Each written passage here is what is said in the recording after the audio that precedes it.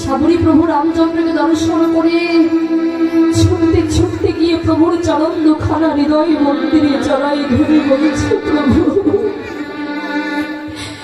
তোমার এত করুণা, তুমি কেন আজকে একটি কাঙালের ঘরে এসেছো প্রভু? জানো দয়াময়, আজকে আমি তোমাকে ভালোবাসি বলে সকলে কিছু করে দায়িত্ব দিয়েছি। আমি যে নিজের বলতে কোনো কিছু ধরে রাখতে পারিনি প্রভু। আমার কাছে তুমি এসেছো, দয়াময় একবার তোমার ওই চরণ ধুলি আমায় দাও, একবার তোমার ওই চরণ ধুলি আমায় দাও প্রভু। সাবরী কি করতেন? নিতই নিতই ভগবানকে রাখতেন আর বাগান থেকে কোল পেরে রাখতেন, প্রত্যেকদিন কোল পেরে রাখতেন, কোল পেরে রাখতেন আর নিজের দাঁত দিয়ে কামড়িয়ে দেখতেন যে কোন কোলটা টক হয় আর কোন কোলটা মিষ্টি হয়। যে কোলটা টক হয় সেটা ফেলে দেয়, আর যে কোলটা মিষ্টি হয় সেটা আমার প্রভু রামচন্দ্রের জন্য রেখে দেয়। বলে যেটা আমরা সেবা করতে পারবো না সেটা ভগবানের সেবা করবে কেমন করে? কেমন করে? অবাইরা, এই জগতে যদি আমরা কোনো কিছু ভগবানকে সেবা দেই, সেটা কি আগে আমরা একটু করতে পারবো?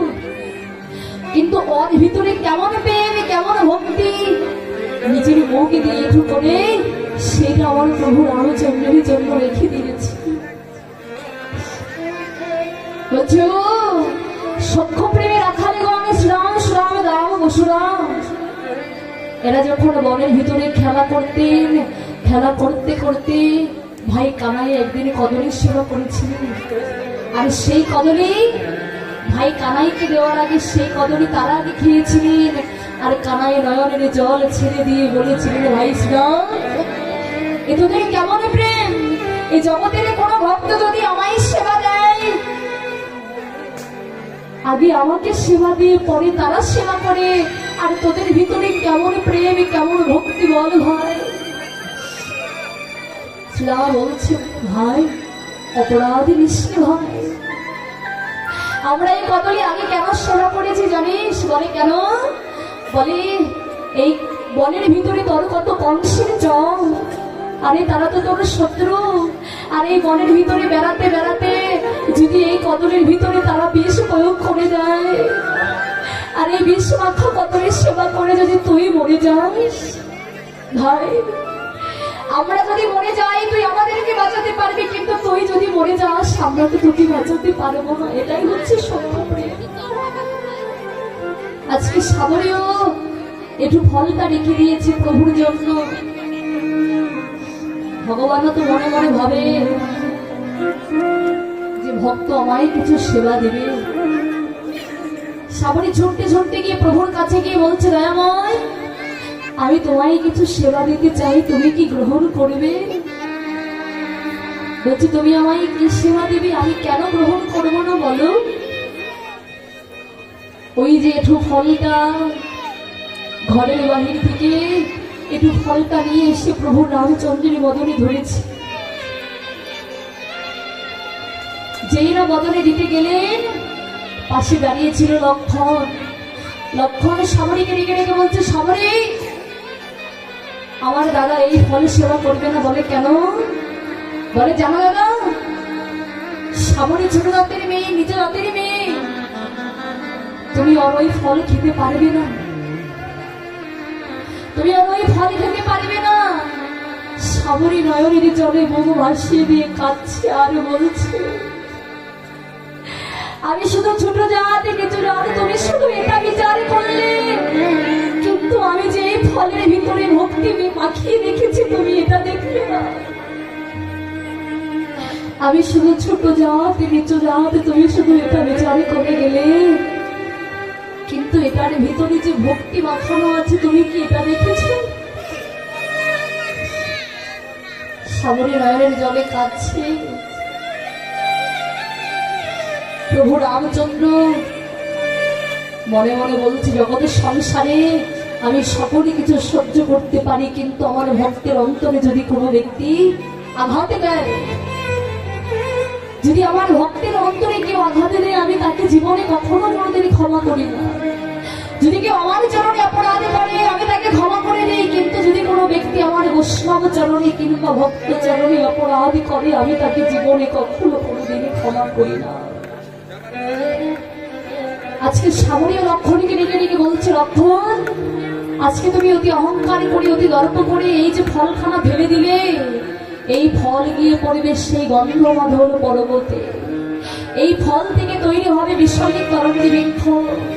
যেদিন মেঘনাথের সঙ্গে তোমার শক্তিশালী বাণ হবে, মেঘনাথের সঙ্গে যেদিন তোমার যুদ্ধ হবে আর মেঘনাথ যেদিন তোমাকে শক্তিশালী বাণ মারবে, তোমার প্রাণ ফেরানোর জন্য হনুমান যাবে সেই গন্ধমাধর পর্বতে।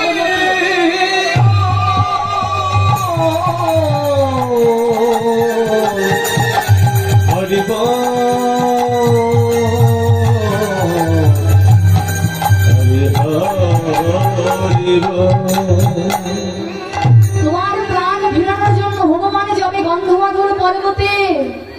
আর ওই পর্বতে গিয়ে ওই বিশ্বলিক তরণের বৃক্ষ থেকে রস করে চয়ন করে যেদিন তোমার বদনে দেবে, সেদিন এই ছোট জাতের একটু ফলের রস খেয়ে তুমি তোমার জীবন খানা ফিরে পাবে। তুমি তোমার জীবনে ফিরে পাবে। সামনে শুধু নয়নের জলে কাছে আমি গৌর হরিকে রেখে রেখে বলছি, কৃপাময় দয়া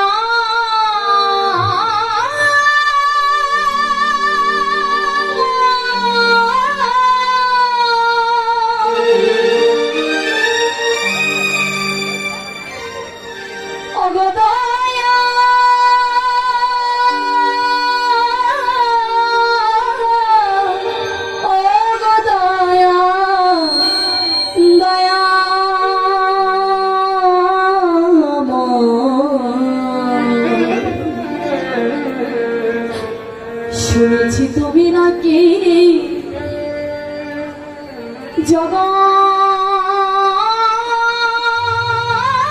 জগৎ হরি,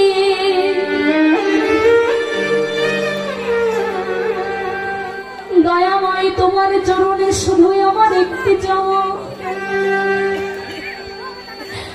যেদিন আমার দেহ থেকে প্রাণ পাখি উড়ে যাবে,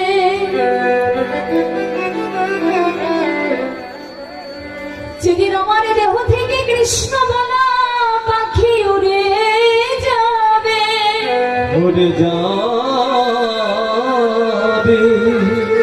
সেদিন তো আমি আর তোমায় ডাকতে পারবো না প্রভু। তাই বলি কৃপাময়, যেদিন আমি ওই ভব পারে ঘাটাই গিয়ে একা একা দাঁড়াইব,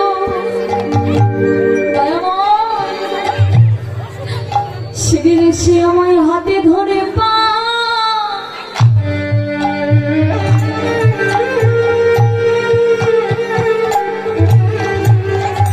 করে দিও, সেদিন হাত ধরে পা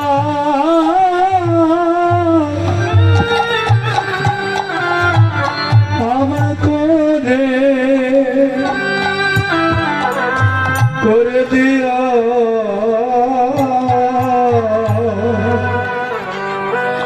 শুধুই মিনতি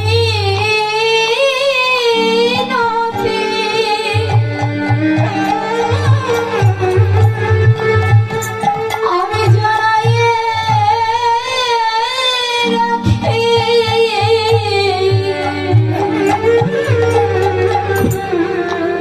সেদিন আমায় হাত ধরে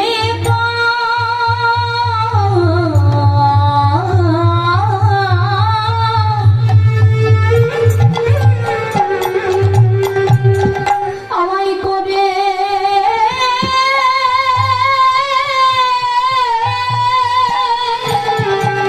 রাধে রাধে, আমায় করে দিও, শুধুই মিনতি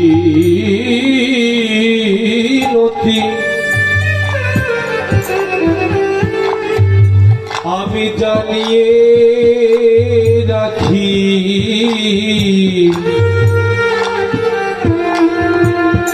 সেদিন আমায় হাত ধরে পার, সেদিন হাত ধরে পার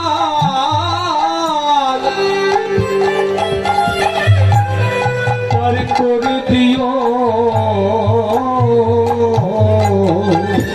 সেদিন আমায় অপরাধী বলে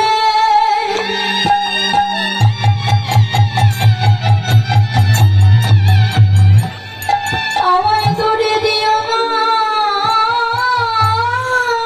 ফেলে।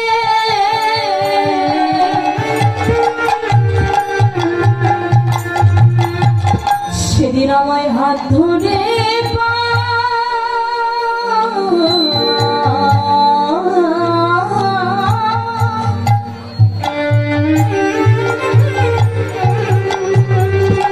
আমায় করে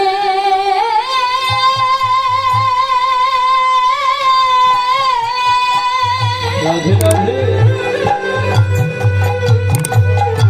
আমায় করে দিও। সেদিন অপরাধী বলে আমায় দিও না ফেলে। সেদিন হাত ধরে পা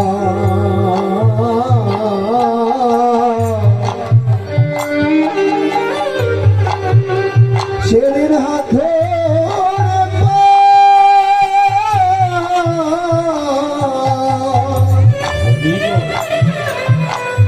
করে দে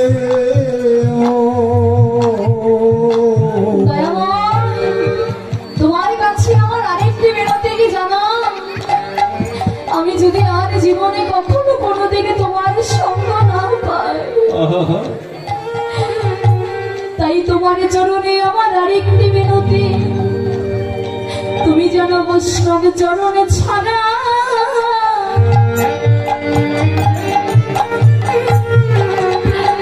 আমায় করো না গো।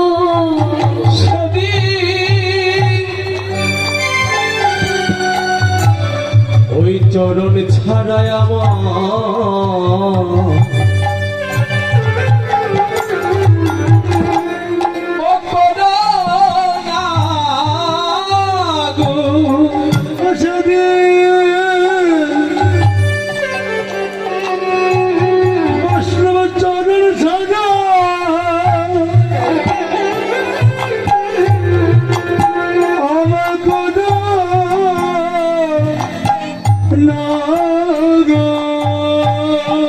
আমার ভাগ্যে আমার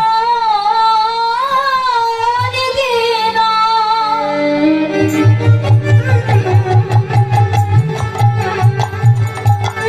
ভাগ্যে আমার হয় কি না হয়। রাধে রাধে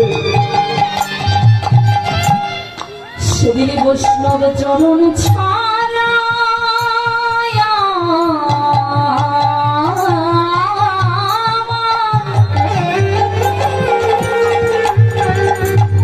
আমায় করো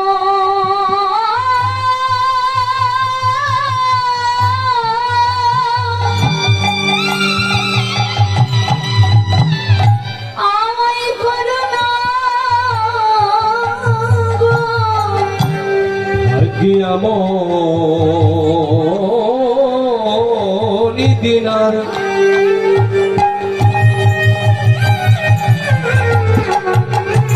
আমার হয় কি না হয়, বৈষ্ণব চরণ ছাড়া তুমি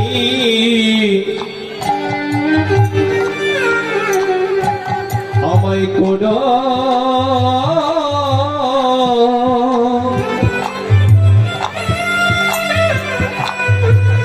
আমায় করো না গো। প্রভু, তোমার সঙ্গ পাই বা না পাই তাতে আমার কোনো দুঃখ নেই। তোমার চরণে শুধু আমার একটি চাওয়া একটি পাওয়া কি জানো?